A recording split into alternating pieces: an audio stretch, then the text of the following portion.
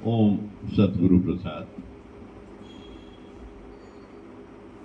कभी डॉक्टर के पास जाते हैं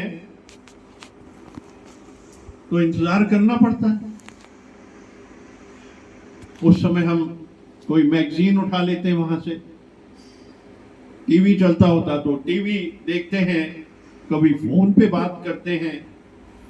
ये कॉमन बात है, ये सारी कॉमन बात है। एक जीव है, इंतजार कर रहा है, उसको बिजी करने के लिए मैगजीन रख दी, उसके लिए टीवी लगा दिया। देखिए, सब अनुभव की चीजें हैं, यहाँ पे प्रैक्टिकल चीजें हैं जितनी आ रही हैं, क्योंकि ये ज्ञान संसार से ही उठाया गया। भगवान बुद्ध का यही ज्ञान है, अपना दीपक स्वयं बनो। ज्ञान स्वयं से उठाना है, किसी का पैरासाइट नहीं बनना, कुछ लघु नहीं बनना किसी का। अपो दीपो भवो, अपना दीपक स्वयं बनो, अपनी लाइट स्वयं बनो। ये तभी जागृत होगी जब हम अंतर्मुखी हों। अंतर्मुखी, अंतरात्मा, अंतःकरण की तह पे जाएंगे। तो ये सब कॉमन बात है, हर मनुष्य ऐसे करता ही है जैसे कोई अपने मेंटल बॉडी को तृप्त करता है। ये मेंटल बॉडी करना, माइंड जो है, मन जो है, इसको तृप्त करते हैं। मन जिसको तृप्त करते हैं कि कुछ देख लें, कुछ सुन लें, कुछ बोल लें, तीनों चीजें आ गई। सुनने, देखने और बोलने की तीनों चीजें आ गई यहां पे, तो मन तृप्त होता है उसमें। जैसे किसी इंसान को भूख लगती है तो ही वो ज्यादा खाता है, तो उस मनुष्य को भी आवश्यकता ज्यादा है। कभी स्ट्रेस में है, कभी टेंशन में है, पर जब कभी तुम बोर हो, थके हो, तो तुम अपने को देखो कि मैं बोर हो रहा हूं। दृष्टा बन जाओ, दृष्टा बन जाओ कि मैं बोर हो रहा हूं, मेरा समय कट नहीं रहा, तो मैं अब दृष्टा हो जाऊं। मैं दृश्य न बनूं उस बोरियत का, मैं दृष्टा बन जाऊं। और तुम अपने आप को देखो कि तुम बोर हो रहे हो, तुम अपने आप को देखो कि तुम बोर हो रहे हो, तो फिर अचानक तुम एक स्पेस फील करोगे कि तुम्हारा दिमाग खाली हो जाएगा। क्योंकि जब हम दृष्टा हो गए और ये देखने लगे मैं बोर हो रहा हूं, अब दो चीज अलग अलग हो गई। अब दो चीज अलग अलग हो गई तो बीच में एक स्पेस आ गया, क्योंकि एक इच्छा आती है, यहां पे ब्लॉक होती है तो गैप पड़ता है, उसके बाद फिर दूसरी इच्छा। तो ये जो बीच में है वो आनंद की स्थिति है, परमानेंट आनंद है। यहां पे एक इच्छा और दूसरी इच्छा के बीच में है, तो यही बोरियत को जब दूर से देखते हैं और उसमें फिर अब एक स्पेस आ जाता है, तुम्हारा दिमाग खाली हो जाएगा। बिल्कुल जो मन है शांत हो जाएगा, मन के अंदर कोई हलचल नहीं होगी, बिल्कुल धीरज हो जाएगा, बिल्कुल शांति आ जाएगी, क्योंकि वो मौन की अवस्था है।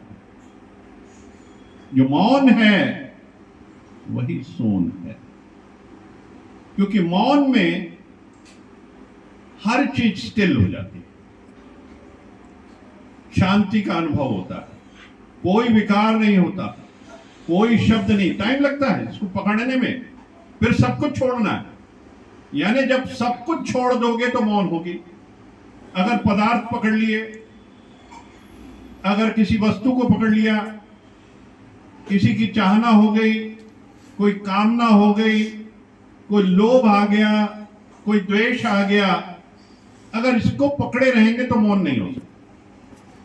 इनको जब छोड़ना शुरू करोगे, 1 2 3 सब छोड़ दिया, तेरा भाड़ा मीठा लगे, परमात्मा जो है बहुत है मेरे पास, इफरात है, मैं उसमें मस्त हूं, अब चाहना खत्म ना वो, क्योंकि ये पहले थी, आज भी है और कल भी है, पर इसको छोड़ना है।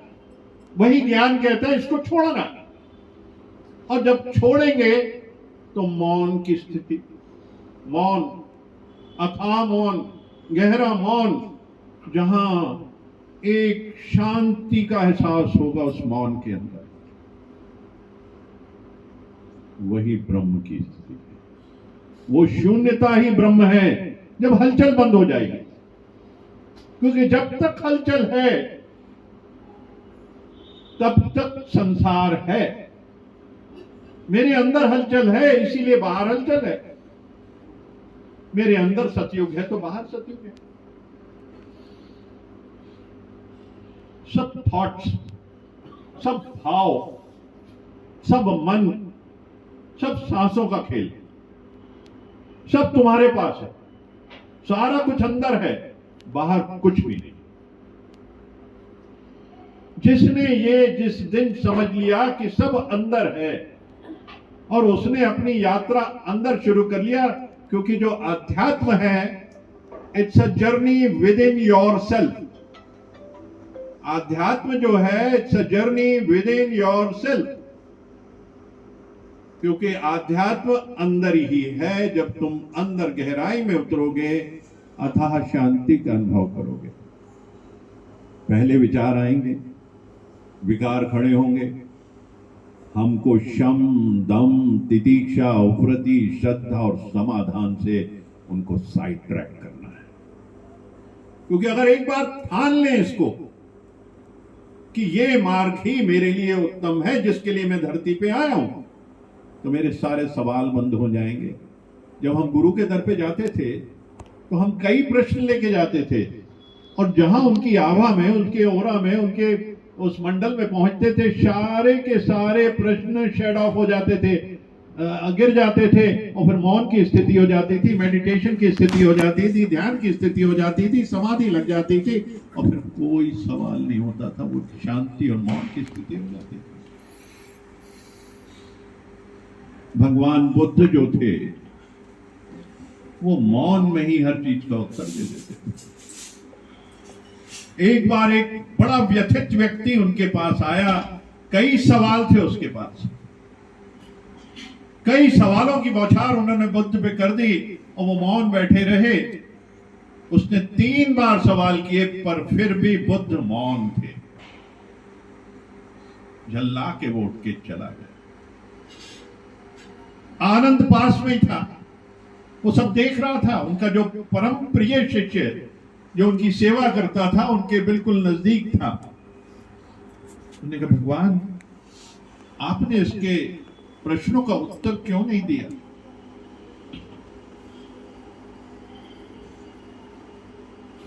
बोला, मैं अगर बोलता तो वो मेरे शब्द पकड़ लेता,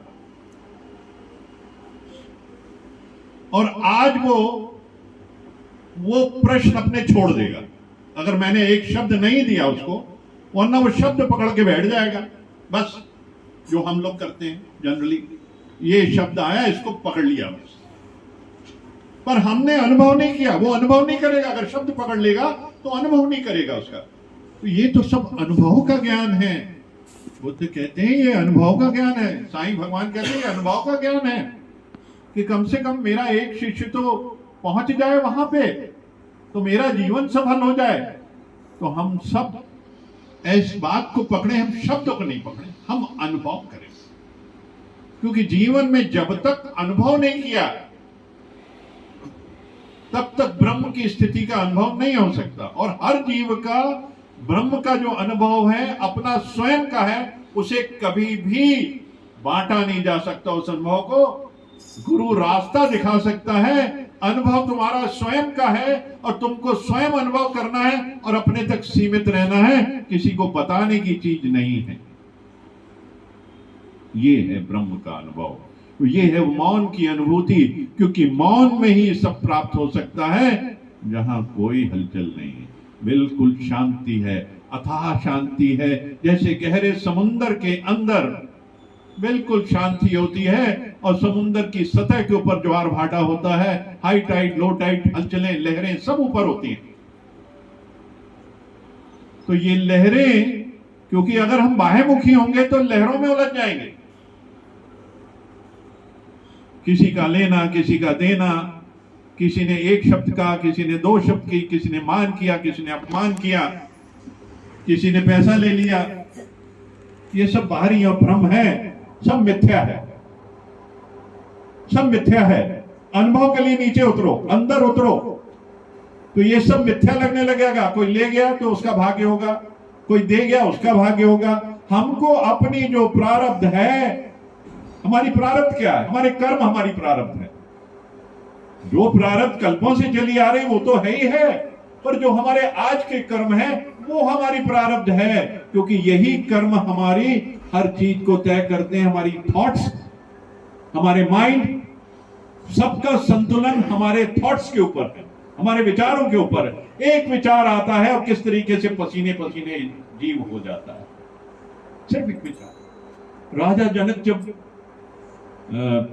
ज्ञान सुन रहे थे अष्टावक्र से, तो बैठे बैठे उनको नींद लग गई, और जब नींद लग गई तो उन्हें ख्याल आने लगा कि मैं जंगल में जा रहा हूं, मेरे सैनिक पीछे रह गए, सामने घोर अंधेरा है, और इतने में देखा एक शेर दहाड़ता हुआ है और एकदम से उनके ऊपर जंप किया और उनकी नींद खुल गई और पसीने पसीने थे।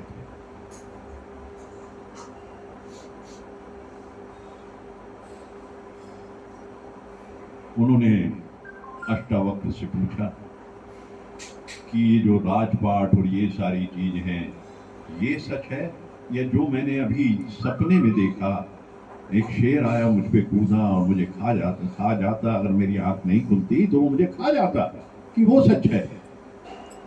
बोले वो 8 घंटे का सपना है और ये 80 साल का सपना है। जो जीवन है ये भी सपना है, वो 8 घंटे भी सपना, ये भी सपना है, सब भ्रम है, मिथ्या है। पकड़ना नहीं है इसको, इसको जीना है, अनुभव के लिए जीना है और कर्म से कर्मातीत होना है, इसलिए जीवन मिला है। और इसके साथ जुड़ो, लिव विद इट, हालात के साथ जीना है, तो आपकी वननेस हो जाएगी हर हालात के साथ। बीमारी भी है तो उसके साथ वननेस हो जाएगी, कोई तकलीफ भी है उसके साथ वननेस हो जाएगी। तुम जीना सीख लो इनके साथ। देखिए एक बड़ा खास दृष्टांत बहुत अच्छा था, जैसे एक मेंढक है, मेंढक को अगर उबलते हुए पानी में डाल दो तो वो जंप मार के बाहर आ जाएगा, और अगर पानी नॉर्मल टेम्परेचर पे है तो अब उसको मेंढक को डालो उसके अंदर, फिर धीरे धीरे टेम्परेचर बढ़ाओ उसका, धीरे धीरे टेम्परेचर बढ़ाओ उसका, धीरे धीरे टेम्परेचर बढ़ता जाएगा, बढ़ता जाएगा, बढ़ता जाएगा, उसी लेवल पे आ जाएगा। अब उसको वननेस हो जाएगी उसके साथ, उसको सह सकता हुआ। तो ऐसी हालात से वननेस करो। भगवान भी वननेस कराता। देखिए जीवन के आखिरी समय पे जब बीमारी आती है तो जल्दी से जल्दी प्राण नहीं जाते, वो परिवार को तैयार करते हैं कि इसके जाने का समय है, अब वो आप इसकी सेवा करो। आखिर में आप खुद कहते हैं परमात्मा अब इसको उठा लो, सहन शक्ति नहीं है अब इसको सहने की। तब परमात्मा कहता कि चलो ठीक है, तुम तैयार हो ना, तैयार मन से आप उसको भेजते हो तो फिर वो अपने गंतव्य पे, सही गंतव्य पे पहुंचता है जहां उसको जाना है। क्योंकि अगर ऑल ऑफ ए सडन कोई चीज होती है जो आप सह नहीं सकते, बर्दाश्त नहीं कर सकते, और तुरंत आप उसके इमोशंस में चले जाते हैं, वो उस जीव को तंग करते हैं, क्योंकि उसको रोने वाला घर मिलता है, उसको हंसने वाला और प्रेम करने वाला घर नहीं मिलता। क्योंकि आखिरी में आप उससे इतनी सेवा, इतना प्रेम, इतना उसके लिए करते हो कि क्या लाऊं पापा जी, क्या लाऊं मम्मी जी, क्या लाऊं, क्या चाहिए, और पैर दबा रहे हैं, उनके पास बैठ रहे हैं, उनका खाना खिला रहे हो, आप किस प्रेम से खिला रहे हो। तो ये जब चीजें हो जाती हैं तो सामने वाली सोल को एक अच्छा सेवादार परिवार मिलता है। तो ये जो चीजें होती हैं परमात्मा ने रचना रची है एक जीव के लिए, कि जीव इसका यूज्ड हो जाए, इसके लिए तैयार हो जाए और इसके साथ जीना सीख ले। ये बहुत बड़े ज्ञान की चीजें हैं जिन्हें हमें पकड़ना है, इनको रोकना है, समझना है। पकड़ना किसी चीज को नहीं है, ये आज है नहीं है, क्योंकि जब पकड़ोगे तो ये भारी हो जाएगा। एक आधा किलो का बाट भी आप उठा लोगे, एक गिलास, आप उसको कितने घंटे तक पकड़ोगे? ये थुकने लगेगा, ये भारी पड़ जाएगा, आप पकड़ नहीं सकते। तो इसके ऊपर जितने बोझ हैं सब उतार दो। अब एक नदी क्रॉस करते हैं, नाव से बैठ के जब उस तरफ जाते हैं, उधर चले जाते हैं, तो उसके बाद क्या नाव को सिर पे रख लेते हो कि आगे जाना है इसको लेके? वो नाव तुम्हें वहां उतारेगी, फिर तुम अगले गंतव्य को जाओगे। नाव को सिर पे नहीं रखोगे अपने। तो हम भवसागर से पार जा रहे हैं, इस भवसागर से जा रहे हैं, तो यहां के सामानों को सिर पे रख के क्यों जाएंगे? छोड़ते जाना है, सब छोड़ देना है, हर एक चीज छोड़नी है। ये तुम्हारी है ही नहीं, तुम्हें तो लीज पे मिली है। जो भी संपदा है, संपत्ति है, घर बार जो है, एक दिन तुम्हें छोड़ना, तुम उसके मालिक हो ही नहीं। कोई मालिक नहीं है इसका। आगे कोई आएगा वो बनेगा, उससे आगे कोई आएगा वो बनेगा, ऐसे ये जीवन चलता रहेगा। क्योंकि इस पृथ्वी को श्राप है कि इसका कोई पति जीवित नहीं बचेगा। तो कोई भूमिपति जीवित नहीं बचा आज तक। सब चले जाते हैं, सबको चले जाना है, सबको चले जाना है। ओम हरि ओम। ओम